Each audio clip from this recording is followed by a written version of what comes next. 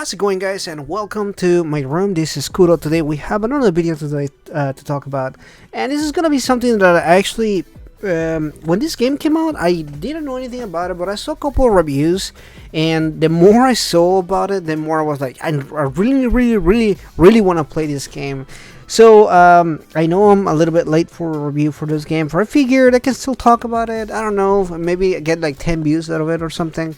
But yeah, today we're going to talk about, as you can see, Cult of the Lamb. And this game, again, like I said, I didn't know anything about it. I just kind of saw a couple videos about it, and I was like, this is calling my attention for a lot of reasons. I love what they did with the like the art style and the gameplay and everything. So the more I started playing, the more I was like, this game is insanely addictive. And I'll be upfront, I don't really play roguelikes or like games like Animal Crossing or anything like that. So when the idea of this game was pitched in as a combination between like Animal Crossing with like roguelike elements, like a gameplay and style and everything, I was like, yeah, that doesn't sound like anything I want to play. But the more I looked at it, I looked into it and everything, there was like, I really want to give it a try. So finally I bit the bullet. I got paid and I was like, okay, I'm gonna try it out. It's not a really expensive game. It's like $24, so it's a pretty good deal for what you get there. And yeah, I think I played like maybe 6 or 7 hours in the first day. I literally just like sunk in so much time just playing into it. And overall, like the story isn't like much to say about. Like, you're basically this lamb that is about to get sacrificed to some other gods. And as you are getting sacrificed, another god, which is not part of the cult that it's going on and everything, saves you and says like, hey, for the exchange of your soul and your servitude, you will you kind of carry my religion, basically.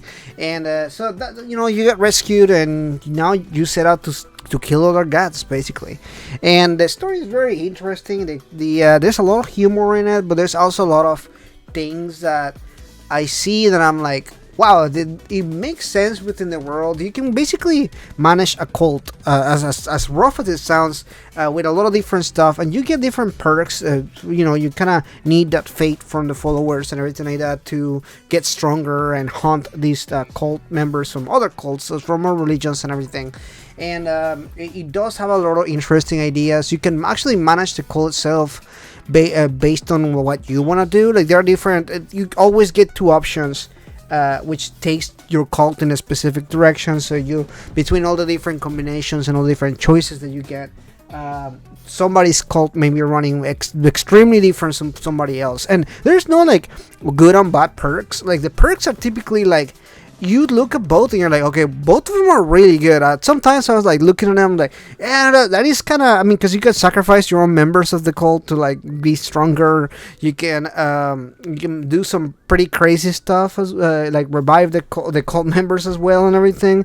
So there are some things that you do look at and you're like, okay, this is kind of crazy, but it does work. There's a lot of perks again, and it does kind of make you manage how do you want to approach that. It is very clear that there is so many different directions to go into and everything, and I really appreciate the fact that there is a lot of ways to do things. There's no solid like one way to that. It does give you a lot of opportunity to kind of pick and choose what you do and everything, and that's just one aspect of the game. And not to mention, there's the whole managing of the cult, which involves things like, like any Animal Crossing game where you're literally like actually planting and harvesting those, fishing and getting materials for your little cult village thing that you have going on.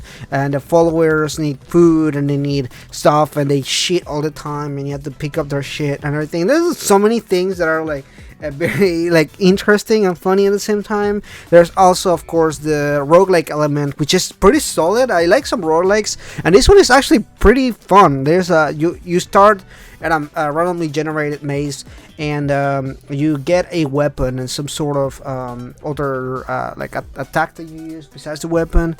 I guess you could say like some kind of magic and everything. and you get to change them as the level progresses, but it's never the same. Even if you die, of course, as you guys may know, with all the roguelikes, the it's randomly generated, so it's different every time that you go. The enemies are typically the same. There's not a lot of enemy variety, but at middle of the game, you've seen most of the enemy types that they've seen. So of course, think about it like this way: this is a roguelike, and this is an indie game, so there's no enemy variety. But what they do with the enemies, it is pretty interesting. There's obviously different combinations of different patterns, attacks that they can do, and everything. And the boss battles, although again also kind of randomly chosen at times, it kind of feels like that. They are pretty interesting, and they do some pretty interesting stuff. For the boss battles are really fun, and you actually get to do quite a bit of boss battles. By the very end of every single level, you fight a boss, and you have to defeat a certain amount of bosses before you can actually fight a god and that kind of stuff. So there's a lot of layers into it, and I really appreciate that they put a lot of effort into the roguelike aspect, because it could have been really easy just to be like, okay, we can have like this 2D hack and slash part, and then the rest of it is literally just the cult thing and everything. But no, they really went on out. They really went in the direction where both parts, the roguelike element and the management of the cult, do feel like a game that blends together. There's a lot of things that you do that you can explore the rest of this world where everybody lives and everything, and do other activities and everything. There's mini games that you can do. There's the fishing, like I said.